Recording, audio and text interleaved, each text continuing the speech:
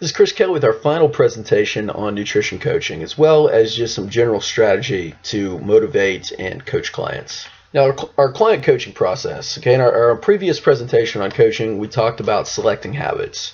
To kind of bring this into focus, we choose one habit at a time. We write this plan down. We get approval from the client, and we post their goals publicly, or we have them tell somebody. All right, and then we report on their daily progress. Or generally, what I'm going to do is take a spreadsheet, put their goals in a spreadsheet, track it, and then on a weekly basis say, did you do this or not, and why? From there, the key to choosing goals is to put it in writing, to make sure it's specific and measurable, time sensitive, realistic for the person's current lifestyle, and significant in the client's life. All right, and as far as long-term goals go, okay, it's got to be something that involves emotion. Okay, every goal that the client sets, it's going to spur them to do things, is going to involve some level of emotion. So it could be a physical goal that they never thought they would achieve, okay, or it could be simply getting into a bathing suit for the first time, which would be weird, but whatever it may be, set a date on it, okay, and make sure that the client is extremely motivated by that, because there are going to be a lot of times when they're not going to be, all right, and you have to remind them and show them the fact that it's in writing, okay, and this is what you said to me, so you're not going to walk this back now. And being a coach means holding them accountable, but this is extremely important. So be sure that you can measure, their body fat or their performance in some way, so they see progression towards the end goal. And give rewards. I mean, that's the other part of this, is that reward clients for success, and that's praise for doing their stuff on a weekly basis. But that's also, buying them dinner. if they achieve a certain body fat. Taking them, giving them doing chores for them for a day. If they're able to run that 5K in the time that they've set for themselves. All right. In the beginning, that's going to be compliance versus performance. Compliance is just doing it. All right, whereas performance is achieving some kind of result. All right, and compliance is kind of where most of our beginner clients are at. So, simply doing their off-day workouts, did you do it or not, as opposed to achieving some kind of physical result. For most people, compliance is all that we can expect. But once somebody is, pretty reliable in terms of doing stuff outside of the gym, then, we move on to performance, where we start to challenge them to become better. All right, and this is the goal for anybody, regardless of what they're doing. All right, and I think that, you could team them up with a partner. You could ask them to do a contest really in any area of their life. I challenge you to log your nutrition for 30 days. I challenge you to reach this goal weights in X number of days, or what have you. Challenge them is a very powerful thing. It's a dangerous thing too if they don't achieve their goal. So make it very realistic. Figure out, whether they're motivated by positive or negative reinforcement, and either challenge them or give them or set a goal with them in some way, and reward that goal with appreciation and with some kind of a prize. So in summary, set aside time at the end of your session to discuss nutrition or talk about their goals. All right, or both. I take 5 to 10 minutes per week at the end of the session to talk to my clients about how their day was, how their not how their day was, how their week went, their current habit, whether or not they did it, as well as working on nutrition. Sometimes nutrition is not even applicable in the beginning to this process, but as you go along, it will be. And throughout this, presentation, we're going to talk more about that. So the next section is going to be on interpreting and collecting data. Okay, and this is going to come a lot more in when we're talking about dropping body fat and starting to bring nutrition into the equation. So this begins with our client questionnaires. All right. First and foremost, we have our client sign a PAR-Q. All right. The PAR-Q just gives us a medical history to understand, whether we need to refer clients out or not.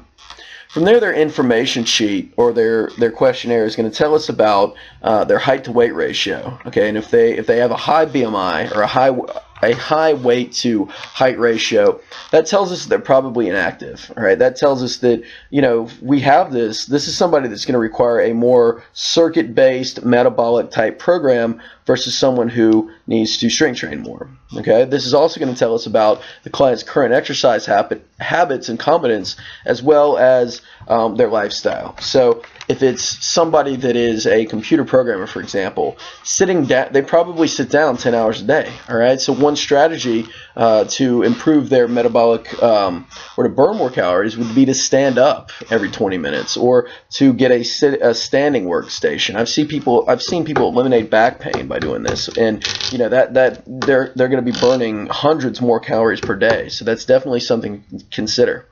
The next thing would be a 3-day food log. All right, have them. We use a website called myfitnesspal.com.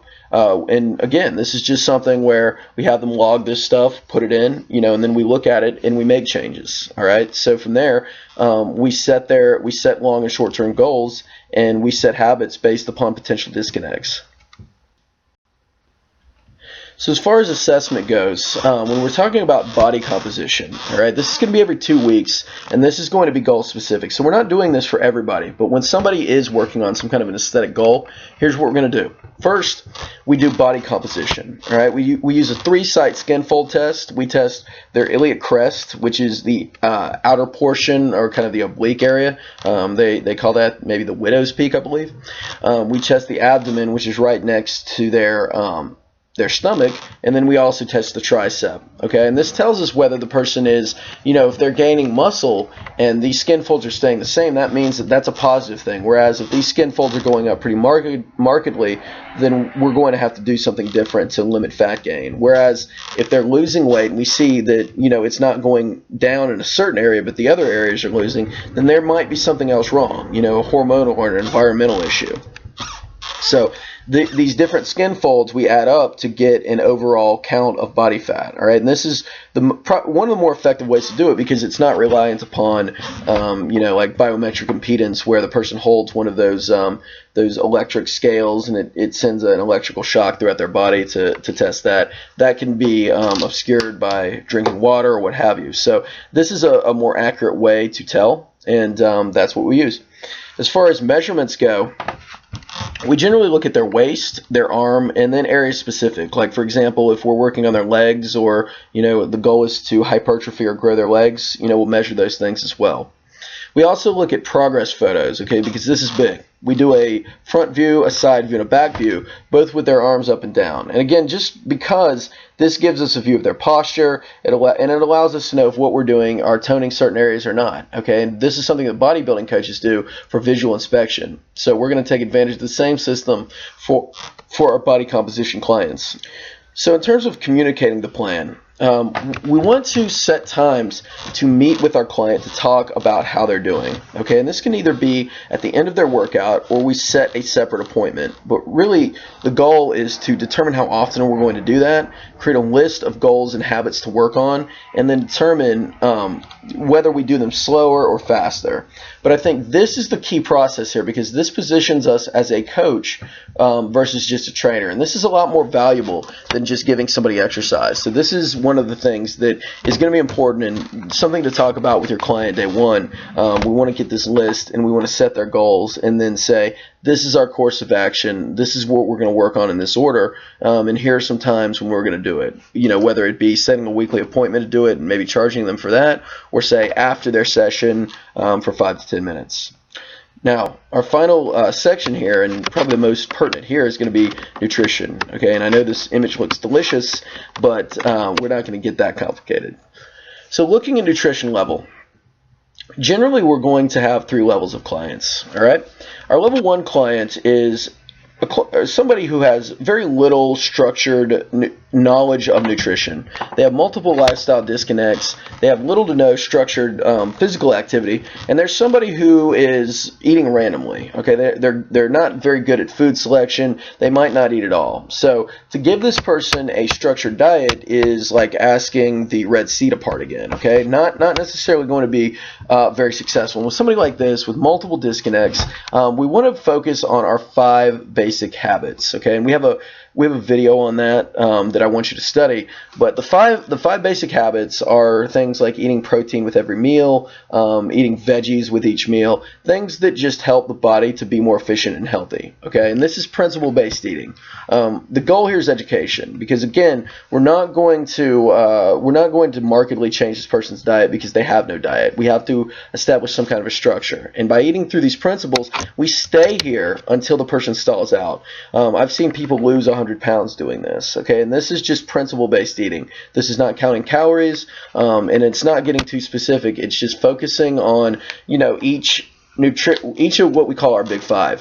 And from there, once the person is consistently doing stuff, attending the gym, working out consistently, and eating with a basic level of knowledge, then we can start to progress to things like flexible carb cycling, okay, and clean eating diets, where now we're looking at the actual composition of our foods, and we're starting to count calories. All right, and that leads us to our level 3, which is really where we very rarely go. All right, but is the most effective. Okay, and I want you to realize that if you really want to get results, this is the way to do it, is a basic macronutrient split. Okay, and that means that we're counting our calories and we're saying, okay, we're going to eat this percentage of carbs, this percentage of fat, and this percentage of protein. Okay, and doing that, sticking to this, planning the meals, and all of these things, tracking it, requires a lot of discipline. Okay, but this is what bodybuilders do. This is what our figure athletes do. And this is something where if we're really preparing for an event, this is where we want to get to. Most people never will. So, you just find your client's level, just like we movement screen, we nutrition screen, and we just figure out where along this continuum the client exists. So our level 1 clients, all right, what we go over with them is our 5 basic habits, the basic makeup of plates, okay, what a plate looks like that they can eat anytime versus a plate that they have after their workouts when they can have a little bit more carbohydrates, basic pre- and post-workout nutrition, and what we call our clean eating diet. For our level 2 clients, we explain flexible carb cycling, okay, and these are 2 things that are going to be detailed in videos that we include as study material here, but basically it's the difference between high, low, and medium days. Basic calorie counting can start to come in here, but whereas like high days are going to be high carb, high calorie days, low days are going to be low carb, low calorie days. And for somebody whose goal is weight loss, we just include several low calorie days followed by just maybe one high calorie day to keep the metabolism up, and we just develop that schedule based upon whatever their goals are. All right, so based upon these things, we develop a shopping list, and we go from there. So for basic guidelines here, we ask that they eat above maintenance for high carb days, 3 to 5 starchy carb meals during that day, minimize fat intake. The diet is composed of 50 to 70% carbs. Medium carb days are eating at maintenance, okay? That would be body weight times 12 to 14, okay, if we're trying to figure out how many calories they should be eating. For our high carb day, that would be body weight times 14 to 20.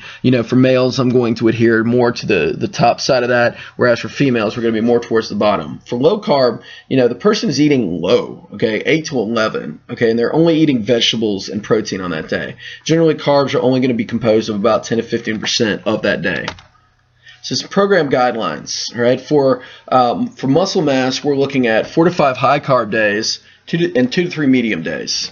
For mixed, for somebody that just wants to maintain, that's more variable, 3 to 4 medium days and 3 to 4 low days. And the key is that our high carb days are always going to correspond with workouts when we need more carbs to rebuild muscles, whereas low carb days are going to correspond more with our non-workout or our activity days where we're maybe just doing cardio. All right, sticking to that schedule in general is going to make you very, very successful. All right, with fat loss, we're looking at 6 low carb days and a high carb day. All right, for mixed and muscle mass guidelines, they don't necessarily apply to the fat loss just because we want to stay in a pretty low carb state. We're having a high carb day only to keep our body from our metabolism from dropping markedly. Okay, so pick based upon your client's goals, but just kind of keep these basic guidelines in mind.